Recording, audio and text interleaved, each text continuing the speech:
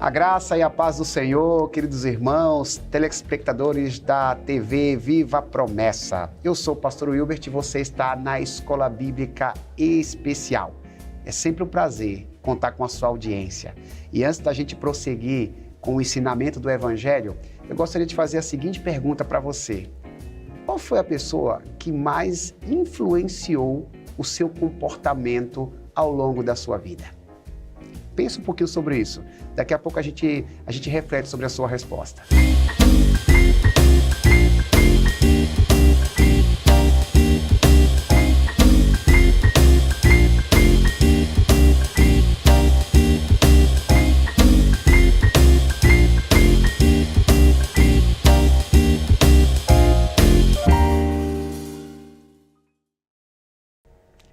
Voltamos, meus irmãos, aqui estamos para servir o Rei dos Reis, para servir o nosso Mestre. Estamos em mais uma Escola Bíblica Especial, estudando a nova série de lições, que na realidade não é mais nova, já faz um bom tempo que estamos estudando, um povo, uma missão, múltiplas formas, tendo como base principal o texto de 1 de Pedro, capítulo 4, versículo 10. Como estamos falando exaustivamente nas lições anteriores, nós estamos fazendo uma reflexão sobre o lema administrativo da diretoria geral da nossa igreja, da Igreja Adventista da Promessa, ao longo desses 4 anos. E o Espírito Santo tem colocado no coração da nossa liderança maior a importância de fazermos esse tipo de reflexão, de que somos um único povo, que temos uma missão e a cumprimos de múltiplas maneiras. E hoje, de maneira específica, a gente vai conversar sobre uma missão, o coração da missão. É o segundo bloco de estudos bíblicos. O primeiro bloco nós falamos a respeito da unidade, falamos sobre o povo de Deus aqui na terra, e nós estamos agora tratando sobre a segunda parte do lema da gestão, que trata-se da missão. E hoje, de maneira específica, vamos conversar sobre o coração da missão. Você deve se lembrar a respeito da pergunta que eu lhe fiz agora há pouco, antes da vinheta, onde eu fiz você pensar, puxar na sua memória, qual foi a pessoa que mais influenciou o seu comportamento ao longo da sua vida. Nós somos produtos do meio. Nós somos aquilo que vemos e aquilo que ouvimos. A gente nasce disposto a aprender. A gente aprende com alguém, com aqueles que estão à nossa volta. E essa verdade óbvia, ela tem tudo a ver com os princípios espirituais contidos na palavra de Deus. Porque segundo a Bíblia Sagrada, quando temos um encontro com Jesus, nós nascemos de novo. Nascemos debaixo da graça divina, nascemos no Espírito. E a partir daí, nos colocamos à disposição de Deus para aprender tudo novamente. Inclusive de como proceder em todas as áreas da vida. E de maneira teológica, esse tipo de aprendizado é chamado de discipulado. Não à toa, Jesus escolheu 12 pessoas, as quais eram chamadas de apóstolos, pessoas próximas, que Jesus as treinava de maneira particular, que Jesus as capacitava, que Jesus as adestrava. Este era o processo de discipulado do nosso rei, do nosso mestre. Jesus conviveu com esses pupilos de perto durante 3 anos. Ao longo desse período, no seu ministério terreno, essas pessoas foram ministradas diretamente. Não foram os únicos discípulos de Jesus. Houveram outros, é verdade, mas nós podemos destacar esses 12 homens, porque Jesus os discipulou muito bem, a ponto desse processo ter sido um processo continuado. Outras pessoas foram alcançadas, outras pessoas foram capacitadas, e hoje o cristianismo é uma das maiores religiões do mundo. Se, de certa maneira, o cristianismo hoje, estatisticamente, é uma religião de milhões de pessoas, é porque também o processo de discipulado tem tudo a ver com isso. E a gente vai conversar sobre isso, sobre a importância do discipulado. Você hoje, você que já conhece a Jesus, que tem vida com Deus, você é resultado do discipulado de alguém. Porque discipulado é o resultado do trabalho de alguém que te influenciou. Alguém te influenciou espiritualmente para que você pudesse crer naquilo que você creu. E é importante que você compreenda, que eu compreenda, que aqueles que servem ao Senhor possam compreender que o processo de discipulado não encerra em nós, ele é contínuo. Outras pessoas precisam ser discipuladas. O Evangelho chegou até as nossas vidas e outras vidas também precisam ser alcançadas. E se instrumentos do Senhor foram usados com esse propósito, nós precisamos também nos colocar à disposição para sermos usados com este fim. Vamos pensar sobre isso. E hoje está conosco o pastor Auriedno Rodrigues de Paula, meu amigo, meu brother, meu colega de seminário, amigo de décadas, né? É uma honra, pastor Auriedno, ter você com a gente aqui, pela liberdade que eu tenho. Eu vou lhe chamar de Auriedno, né? Em alguns momentos vou lhe chamar de Auri. Essa é a afinidade que a gente tem. O pastor atualmente, ele serve a Jesus numa das promessas de Guarulhos, é chamada de Promessa Base.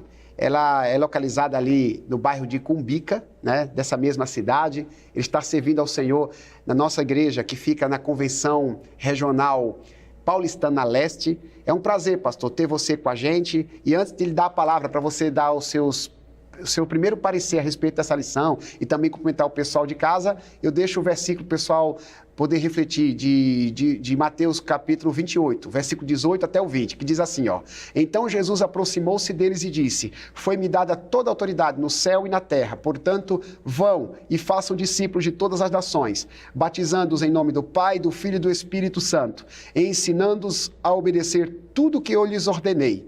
E eu estarei sempre com vocês até o fim dos tempos. Essa palavra também é para ti, Auriedno. Por favor, fique à vontade para se apresentar novamente, para dar os seus cumprimentos. E já, sem mais delongas, apresente o seu parecer inicial sobre essa lição.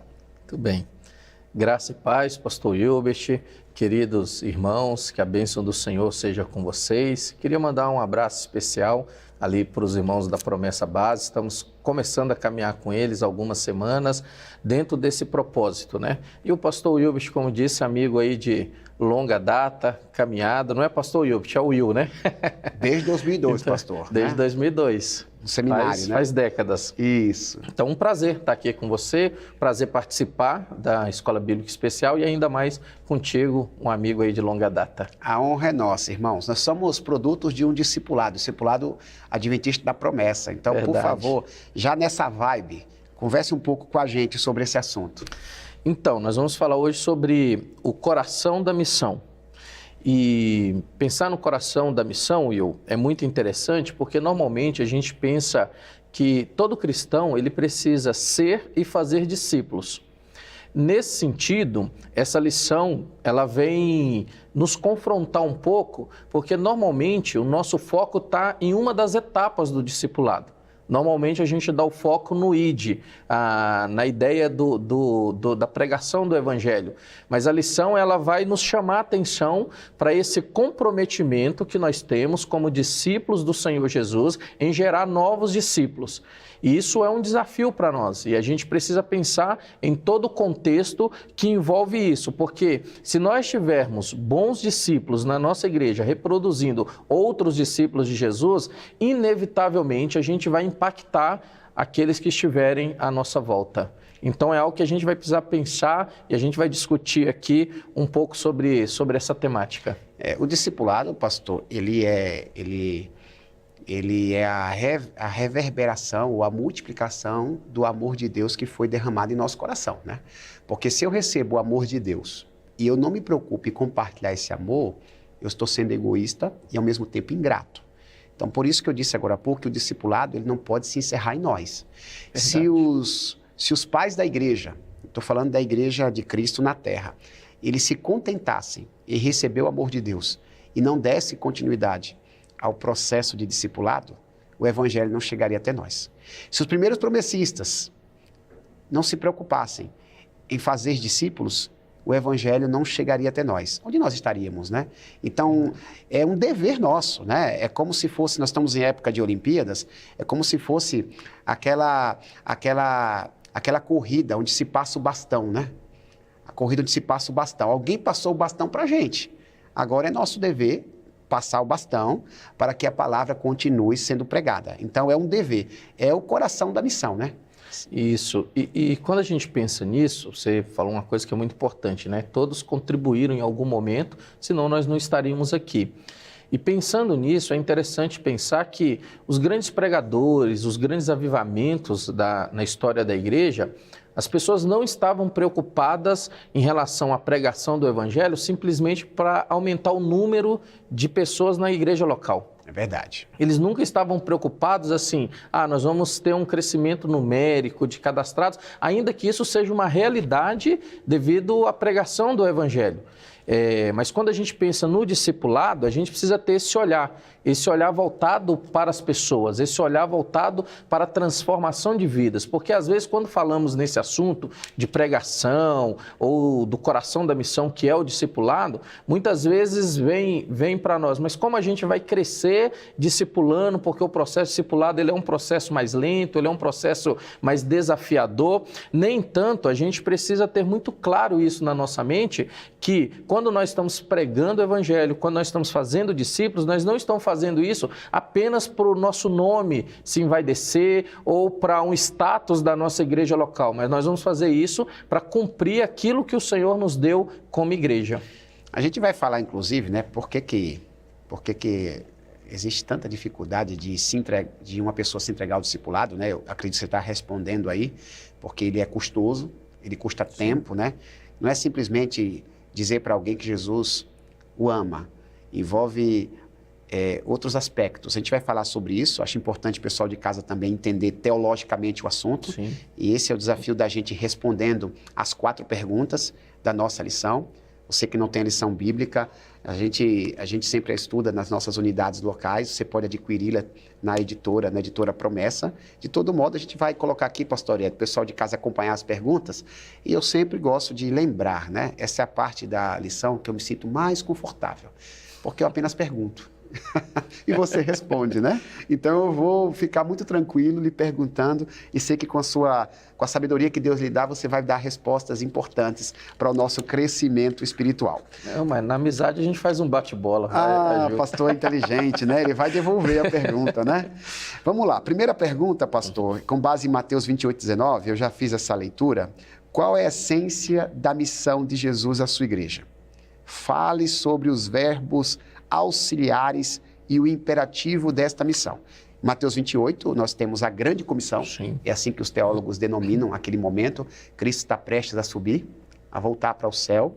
E quando nós estamos prestes a fazer uma viagem, via de regra, a gente faz recomendação para a família, a gente diz as coisas mais importantes que precisam ser ditas. Então, por esse prisma, Jesus está, mais uma vez, valorizando a importância da missão e do discipulado. Porque no último momento do seu contato físico com seus discípulos, Jesus novamente trata esse assunto. Ele trata o assunto missão, o assunto discipulado. Então, por favor, pastor, essa primeira pergunta, o que é que você tem a dizer para a gente? Responda. O pessoal de casa está ansioso para ouvir sua resposta. Muito bem. Antes de falar dos verbos, pastor Wilbert, eu acho interessante lembrar que esse texto que você leu, ele traz um comprometimento para toda a membresia, para todo discípulo de Jesus. Por um período, muitos pensavam que essa questão do id ou do fazer os discípulos era muito focado para missionários, para líderes. E quando a gente vai lá em 1 Coríntios 15:6, nós vamos ver Paulo falando que Jesus apareceu para um grupo de mais de 500 pessoas. E a maioria dos comentaristas vão linkar esse versículo 6 do capítulo 15 a esse texto que Jesus está dando as últimas orientações.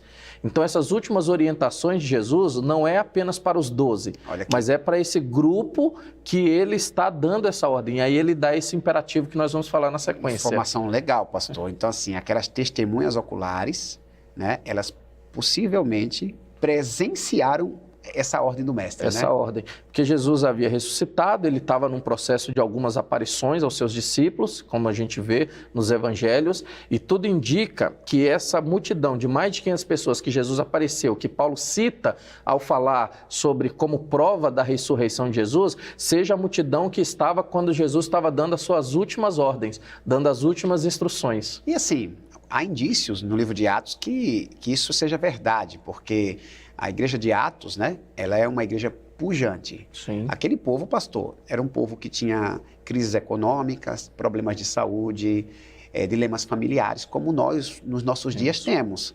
Mas o assunto principal da igreja de Atos não era prosperidade, não era cura, não era o bem-estar das pessoas que frequentavam a comunidade. O assunto principal era a missão.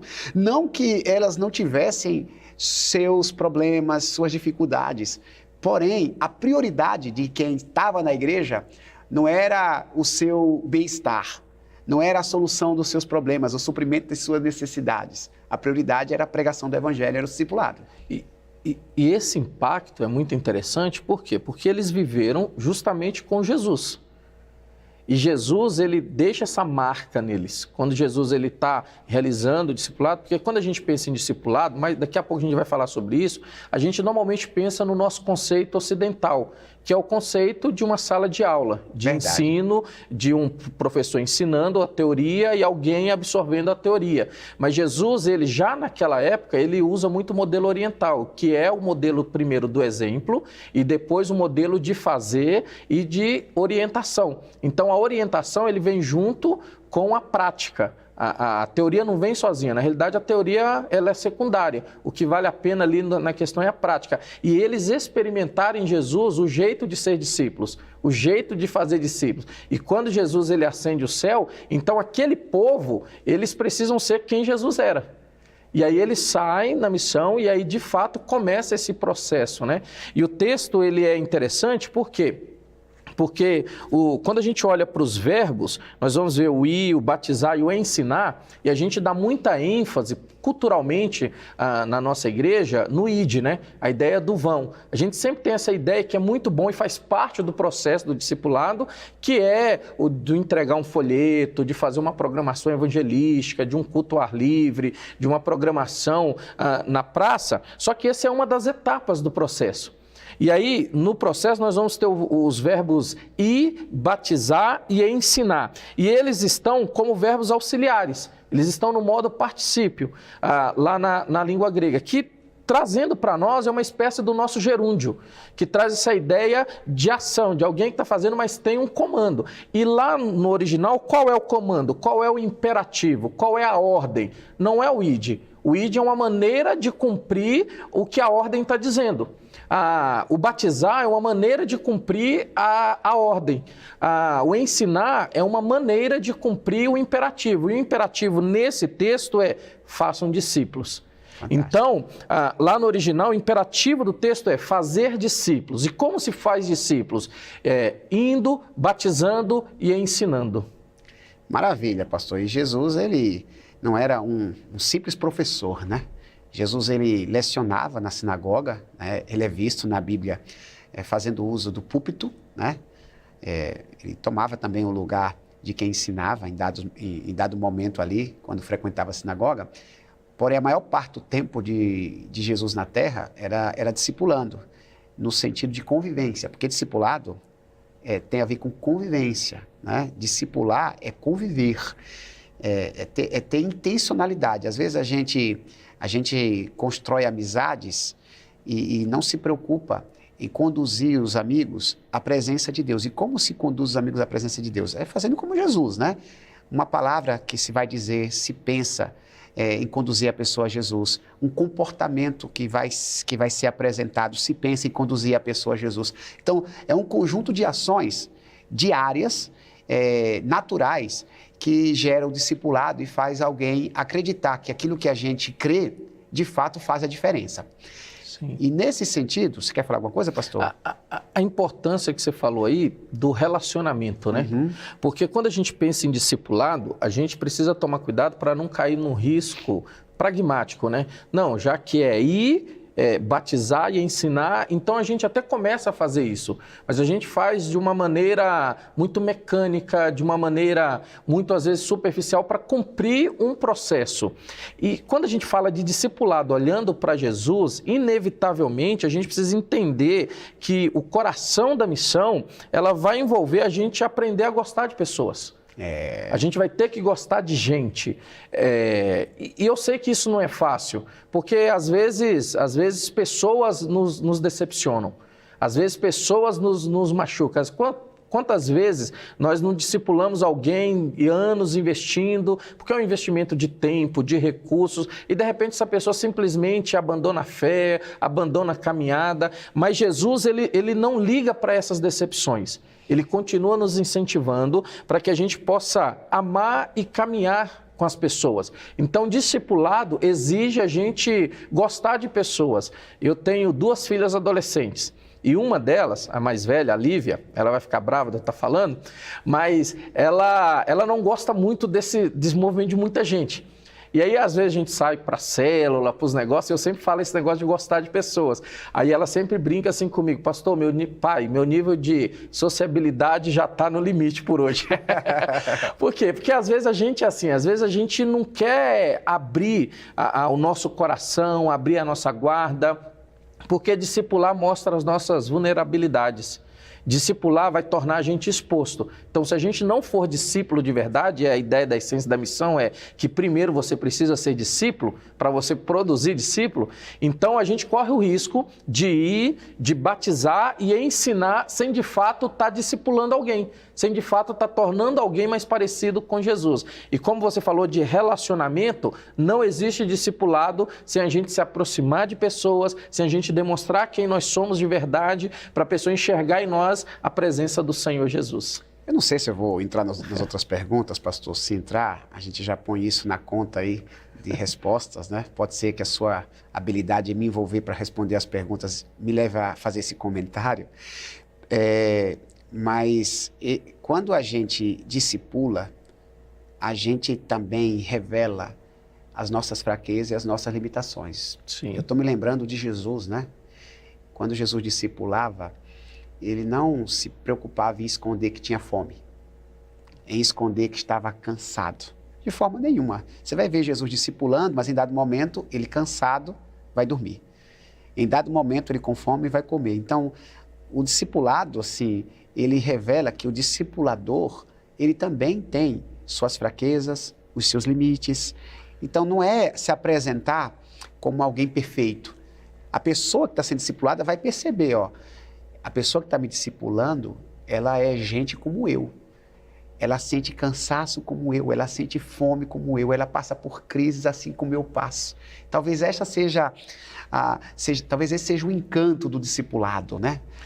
Tem um negócio em Jesus que, assim, eu sou apaixonado pela leitura bíblica e principalmente pelas narrativas que mostram Jesus, porque nós vamos ver os religiosos da época, a religiosidade, acusando Jesus de ser comilão, de ser beberrão. Mas quando a gente vai ver essas passagens, nós vamos ver Jesus fazendo exatamente o contrário, Jesus discipulando. Ele está fazendo visitação, mas ele está discipulando os discípulos dele. Ele está mostrando como é que se relaciona. Como é que se relaciona com pessoas que talvez a igreja não queira muito, talvez a sociedade não queira muito, mas Jesus ia e visitava esse pessoal. Ali ele já estava no processo de discipulado. Não é à toa que, além dos 12, porque Jesus discipula os 12, ele envia 70, mas ele discipula 12, e dos 12, quando o assunto era um pouco mais delicado, a gente percebe ele pegando 3. Verdade. E levando com ele. Esse processo me encanta, porque Jesus ele não estava preocupado com as críticas que vinham da religiosidade para ele. Ele continuava fazendo a missão. A essência da missão para ele era mais importante. Ele entendia muito bem o coração da missão, né? Ele Sim. é o Senhor das missões. Pastor, a segunda pergunta nos faz pensar sobre o conceito de discipulado, né? Qual é a sua definição? Com base em alguns textos bíblicos, textos que a gente está acostumado a ler, Mateus 16, João 15, Atos 1. Eu vou dispensar as leituras bíblicas, mas o pessoal de casa poderá ler se quiser acompanhar conforme a sugestão aqui que está abaixo da tela. Eu queria pedir a você, por gentileza, para comentar as 3 definições apresentadas aqui na lição, né? Um discípulo é aquele que está com Jesus. É transformado por Jesus e se junta a Jesus em missão no mundo. Tem essa frase aqui que foi pensada e eu queria que você, por favor, comentasse para a gente. Muito bem. Por que o conceito é importante? Porque a gente vai falar de etapas, de processo na sequência. Então, se a gente não entender o conceito, se a gente não entender o porquê disso, às vezes não faz sentido. E particularmente, eu gosto muito da ideia de que o discipulado, ele traz a ideia de um pecador um pecador resgatado por Cristo e em transformação pelo Evangelho. Alguém que tem as suas fragilidades, tem os seus dilemas familiares, profissionais, emocionais, mas que ao mesmo tempo ele foi resgatado das trevas para a maravilhosa luz, e aí ele começa um processo de transformação por causa do Evangelho. O Evangelho é um poder que transforma e vai mudando essa vida, a ponto de, chega um determinado momento que ele já está numa etapa de transformação, que ele começa a brilhar na vida de outras pessoas. Ele começa a impactar e transformar outras pessoas. E isso só é possível, como a lição ela vai trazer para a gente, se a gente aprender as palavras com Jesus, se a gente entender os atos de Jesus, se a gente aprender o estilo de vida que Jesus tinha, para a gente tentar olhar para aquilo e se espelhar. Então eu preciso estar com Jesus, eu preciso ser transformado nesse relacionamento com Jesus, e a partir de Cristo estar presente na minha vida e eu me transformar pela presença dele, naturalmente eu vou estar com ele na missão. Porque a missão não é minha. A missão não é da igreja. Na lição anterior vocês já discutiram isso. A missão é de Deus. E aí nós somos instrumentos de Deus nesse processo. Então eu não vou sozinho para a missão. Se Cristo está comigo, Ele está me transformando, quando eu vou para o discipulado, quando eu vou para o ensino, mesmo com as minhas limitações, Ele estará presente. Ele estará me acompanhando na missão que é dele. E o discipulado, pastor, ele faz a gente lembrar que existe um propósito na nossa existência. Sim. A gente não está aqui para viver para si mesmo. Nós não estamos aqui por nós, conquanto o Senhor nos permita desfrutar de muitas benesses nessa terra. Nós estamos aqui por causa da missão de Deus. Sim. Mateus 24:14, né? Um dos textos proféticos, apocalípticos de Jesus, o mestre diz que quando a missão for cumprida e todas as pessoas ouvirem falar do seu amor, então virá o fim. Então perderá o sentido a nossa profissão, perderá o sentido as nossas posses. Tudo que a gente tem aqui precisa ser visto como algo intencional voltado para a missão. Então, olha, estou adquirindo uma casa própria? Ok. Em que isso pode contribuir para a missão? Eu estou fazendo uma nova faculdade? Ok. Não é apenas para eu melhorar a minha cultura acadêmica, não apenas para melhorar a minha capacidade financeira. Existe eu preciso focar na intencionalidade missionária. Como isso que eu vou fazer, que eu estou fazendo, contribui para a missão. Quando eu penso discipulado, eu preciso pensar dessa forma. Discipulado me faz lembrar que existe um propósito nobre pelo qual eu me encontro nesse mundo. É nessa linha de pensamento, correto? Correto. E dentro disso, pastor Hilbert, eu acho que vale a pena a gente refletir um pouco sobre essa questão do relacionamento diário com Jesus. Porque se a gente vai produzir discípulos que se parecem com Cristo, nós também precisamos ter esse relacionamento com Jesus. Legal. É verdade que às vezes a gente se impressiona com algumas pessoas que têm uma habilidade de impactar pessoas, trazer pessoas para a comunhão da igreja, e às vezes ela não tem uma vida ali, vamos dizer assim, certinha em relação ao Evangelho. E aí a gente sempre lembra do conceito teológico de que a palavra ela é poderosa pela palavra e não pelo portador. Às vezes o Evangelho promove mudanças, não porque sou eu ou você que está ministrando, mas porque ela é a palavra de Deus. Mas ainda assim, aquele que é discípulo de Jesus, sabendo que a palavra é poderosa, primeiro ele quer se aproximar de Jesus. Ele quer estar próximo de Jesus. Então, se nós queremos ser um bom discípulo e fazer discípulos parecidos com Cristo e não correr o risco de produzir discípulos parecidos conosco, com as mesmas falhas e dilemas que nós precisamos ter uma vida com Cristo, ter uma vida devocional com Cristo. Nós precisamos buscar essa comunhão com o Senhor Jesus, porque se a gente não tomar cuidado nesse desejo de fazer discipulado e todas as demais atividades da igreja, a gente pode se tornar um funcionário de Cristo e não um amigo de Jesus. E isso vai interferir no coração da missão, que é o discipulado. João 15, né? Quando Jesus conversava com os 12, Jesus fez questão de dizer que não os considerava empregados, não os considerava servos, né? A relação no reino não é patronal. Exatamente. Né? A relação de Jesus para conosco não é patronal, é uma relação de amizade. Então, a gente, se for patronal, a gente cumpre horas, né? Não. Tem limites, né? Durante 2 horas do dia eu vou fazer discipulado. Ok, não, o discipulado é o meu dia a dia mesmo. A 4ª pergunta vai tratar sobre isso, você vai poder estender e se aprofundar um pouco mais. Porém, eu tenho uma amizade com Jesus de modo que as minhas amizades aqui na Terra também, elas têm essa veia do discipulado. E na 3ª pergunta, pastor, nos diz que o discipulado não se trata de um programa. Fazer discípulos não é necessariamente um programa. Quais são as etapas do processo simples estabelecido por Jesus, né? Mateus 28 é referência aqui da 3ª pergunta. Mais uma vez, Jesus falando na grande comissão, é citado aqui pelo escritor. Então, por favor, responde para a gente, sobretudo, qual é o nosso ponto de atenção aqui nessa passagem bíblica. Ok. Fazer discípulos, você já disse, é um processo contínuo. Isso. E nesse processo contínuo, o nosso foco são pessoas, é relacionamento. Então, as 2 primeiras maneiras nesse processo são indo. Lá no original, que a gente conhece como id, lá no original a ideia é de indo.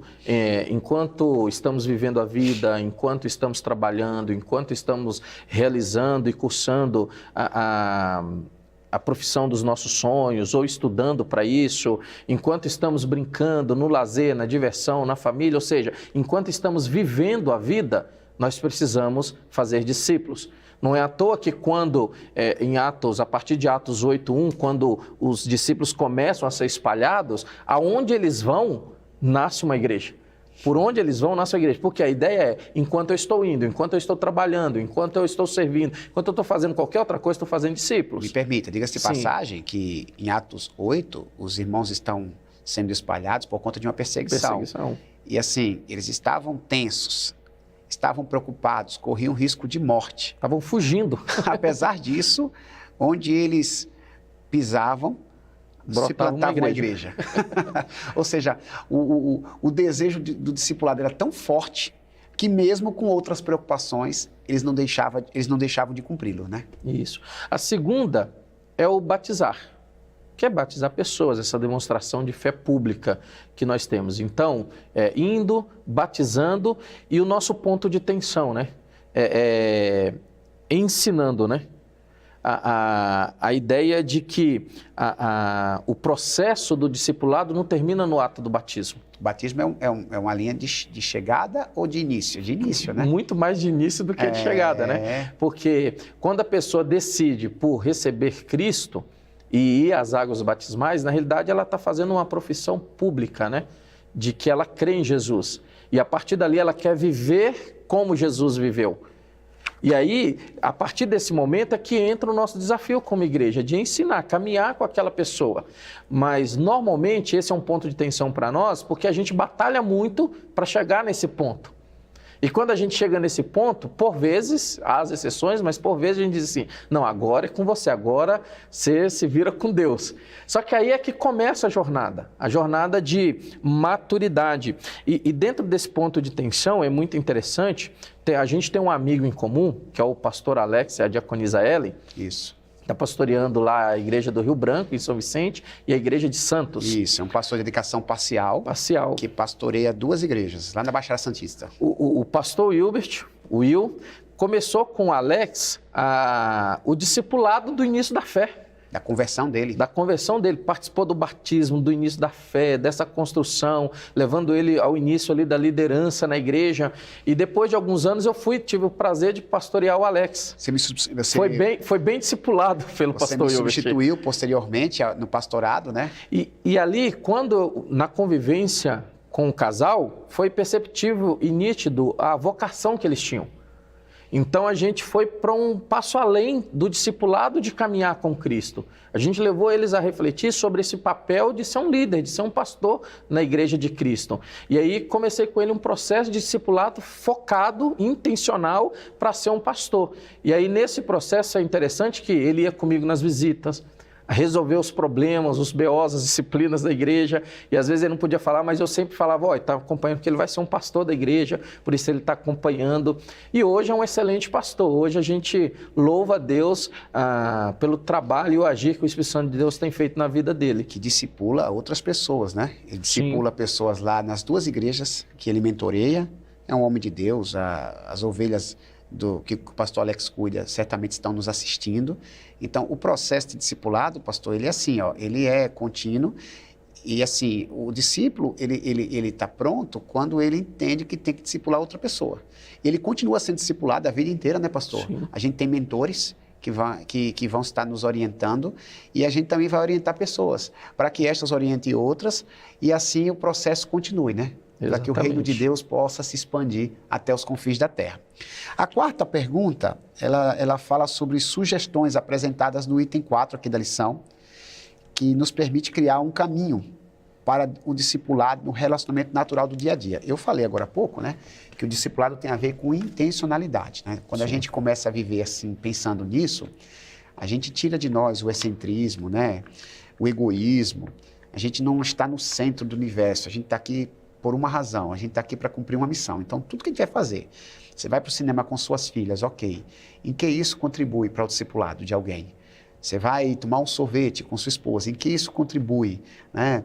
Você vai fazer uma faculdade, enfim. O que é que a gente pode falar sobre isso aqui, pastor? Sobre sugestões que foram apresentadas na lição, que possam contribuir para esse processo de capacitar pessoas para servir a Deus.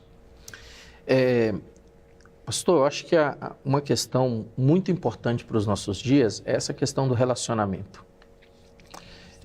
Eu vou falar um negócio aqui que deixa pastores tristes, né? Mas... E não vai ser censurado, viu, meu irmão? Sem censura, que a gente não faz edição não, viu? Muito bem. A nossa cultura, ela não vai ouvir pastores. Ela não ouve líderes religiosos. Mas a nossa cultura ouve profissionais excelentes. Então, um cristão que esteja nas nossas igrejas, que ele é um bom médico, um bom psicólogo, um bom pedreiro, um bom funcionário público, ele exercendo a profissão dele com excelência, as pessoas em volta olharão para aquilo e serão impactadas, e ele vai poder compartilhar quem Jesus é. E a nossa cultura, aqueles que não são cristãos, vão naturalmente se interessar por aquele estilo de vida. E por isso o relacionamento é muito importante. Eu costumo dizer para as minhas filhas que assim, tem aquela questão do jugo desigual, né? E às vezes a gente leva isso para a amizade, porque o texto ali ele é amplo. Só que existe uma exceção no Evangelho. Não é jugo desigual quando a gente estabelece uma amizade com um não cristão, se o nosso foco, se a nossa intenção, além da amizade e do relacionamento, seja apresentar Cristo para aquela vida. Verdade. Então, como é que a gente vai discipular pessoas se nós não temos amigos não cristãos, se nós não temos gente não cristã que conviva com a gente? Agora, a lição ela vai dizer para a gente que a gente não pode ter apenas conversas casuais, a gente precisa ter conversas casuais, porque essas conversas casuais vão fazer, esses relacionamentos vão fazer com que as pessoas parem para ouvir acerca de Jesus. Mas em algum momento a gente precisa ter um espaço para compartilhar a nossa fé, compartilhar quem Cristo é, e a partir dali, uma decisão da pessoa, quem sabe comece ali um processo de discipulado mais efetivo, mas para isso a gente precisa se relacionar. E mais uma vez, olhando para o exemplo de Jesus, precisa comer junto, precisa ir na casa das pessoas, precisa se relacionar, tomar um café junto. Por isso que o discipulado, tem muita gente que pensa assim, eu vou conquistar o mundo, ok, mas para conquistar o mundo você precisa discipular poucas pessoas. Jesus discipulou 12. Se Jesus, que é o nosso Senhor, que é aquele que nos dá autoridade, aquele que é autoridade, aquele que nos ensina, ele discipula poucas pessoas, isso significa que nós não temos condições de discipular uma multidão. Mas se nós discipularmos alguns, bem discipulados, eles vão nos ajudar a discipular outras pessoas. E nisto seu comentário, né, você disse que muitas pessoas não ouvem os líderes religiosos do nosso tempo. No processo discipulado, mesmo que a sociedade cultivasse um respeito pelos líderes religiosos, quem faz o discipulado é quem está por perto.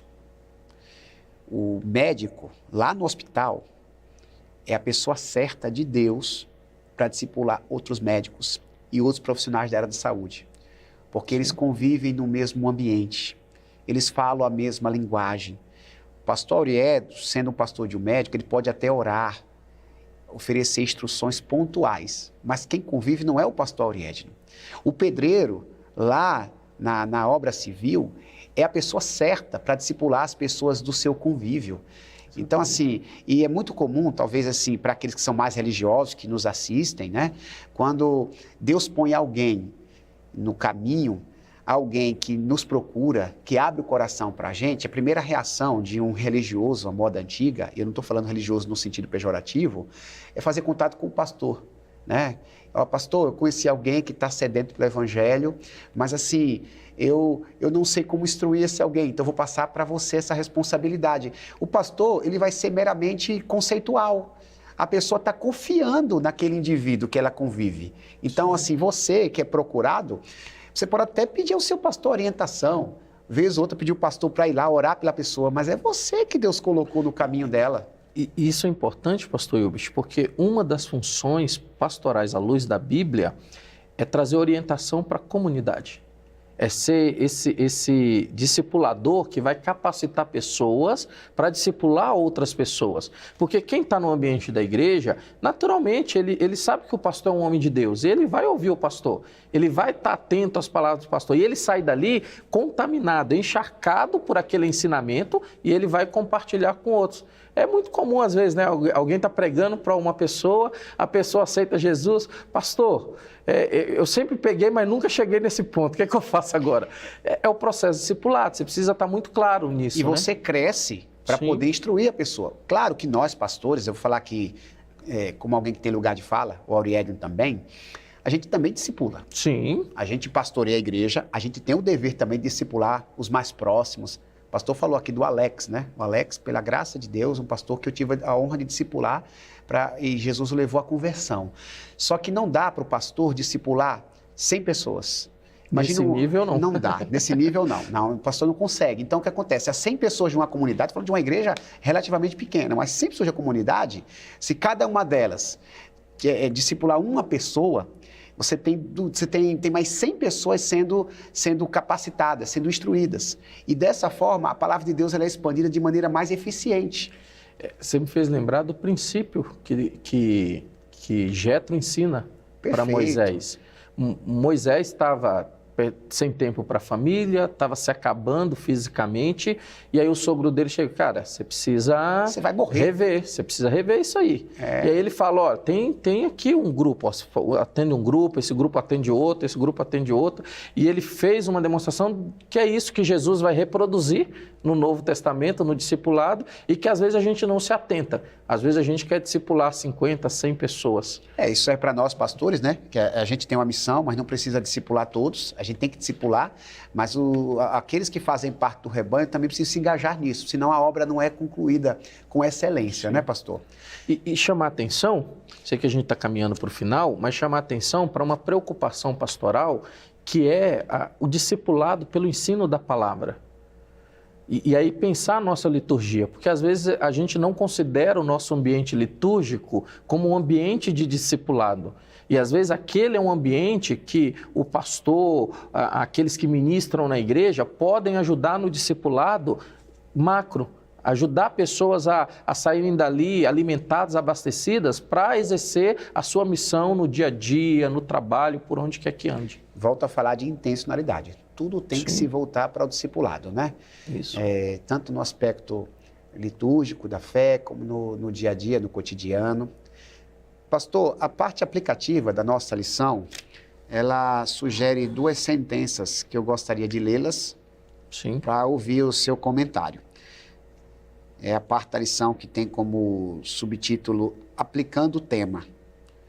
Em primeiro lugar, no processo do discipulado, tenha paciência. Em segundo lugar, no processo do discipulado, tenha intencionalidade. O que é que você tem a falar sobre esses 2 termos? Paciência e intencionalidade no processo de discipulado. Paciência, a gente precisa lembrar de que um dia a gente foi bebê na fé. Um dia a gente foi imaturo na fé. nós já cometemos os nossos erros no início da caminhada. Então, é comum, às vezes, a gente exigir das pessoas o nível que a gente está.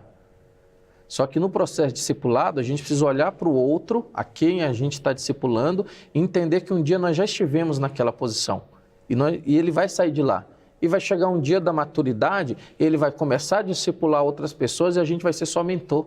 Só quando ele tiver dúvidas, só quando ele tiver preocupações.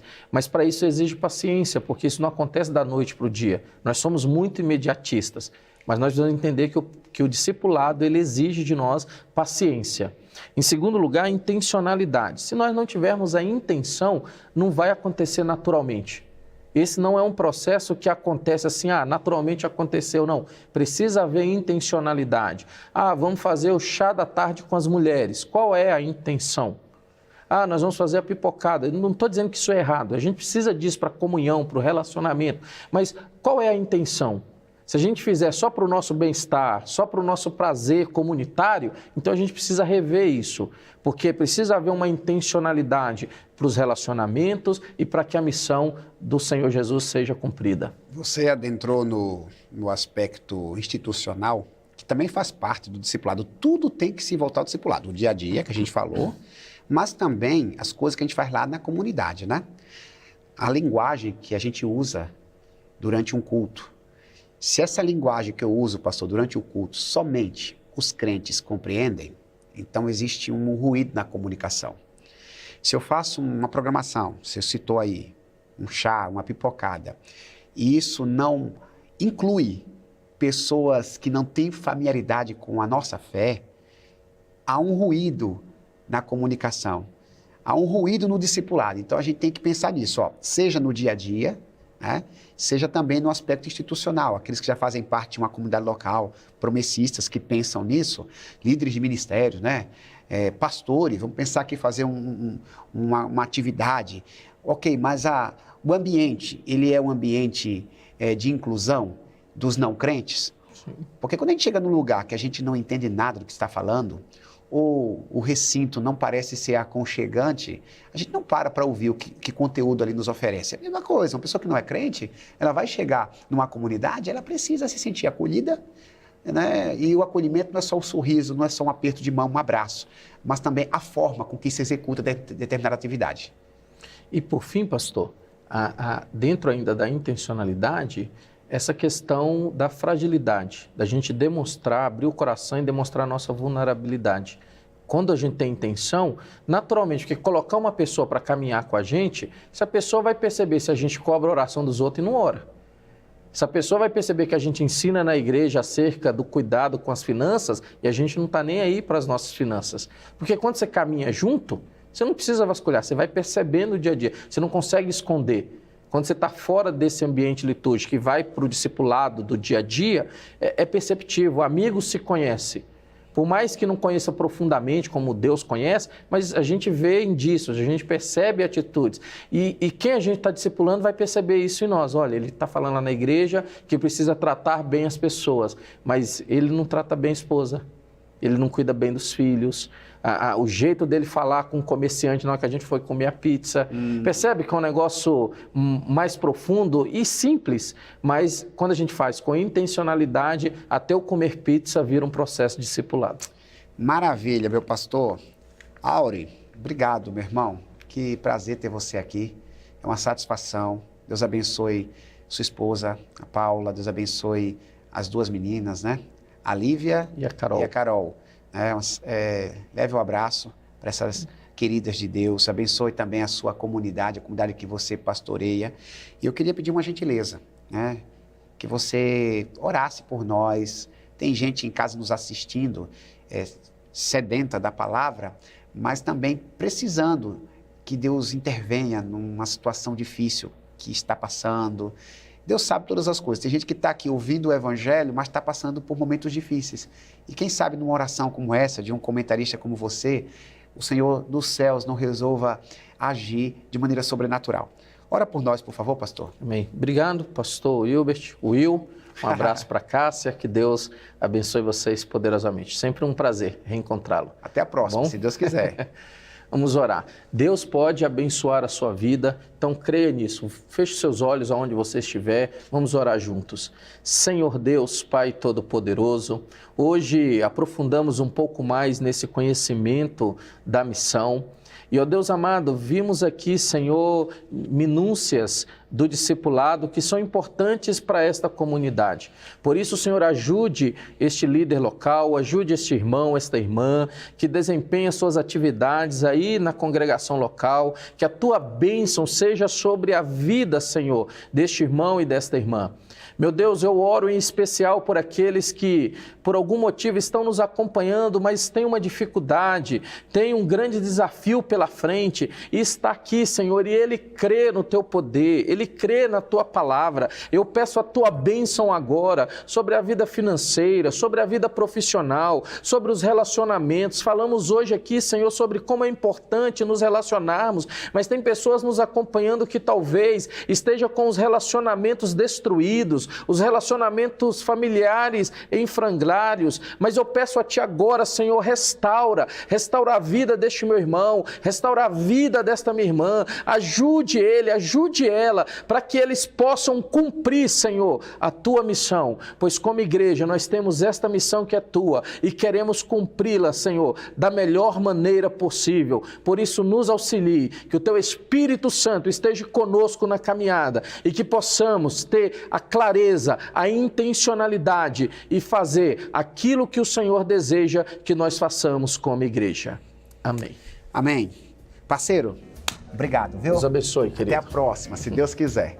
Pessoal de casa, um grande beijo. É uma alegria ter vocês com a gente. Não esqueça de compartilhar esta programação, deixar o seu joinha, se inscrever e até semana que vem, se assim o Senhor nos permitir.